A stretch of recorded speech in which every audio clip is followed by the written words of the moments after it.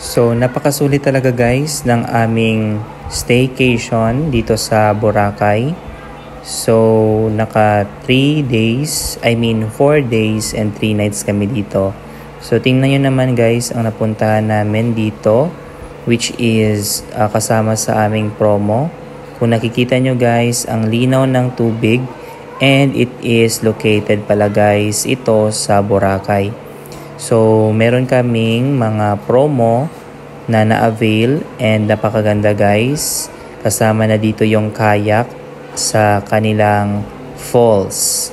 Ayan, so after namin guys mag ATV motors, meron dyang cliff diving, tsaka meron din dyang boating and kayak, and also zip line na ma-enjoy mo talaga guys yung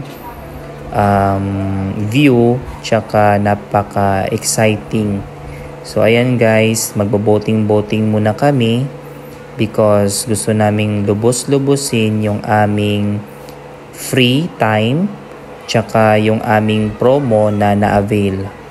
So ayan guys, ang linaw-linaw ng tubig dyan guys.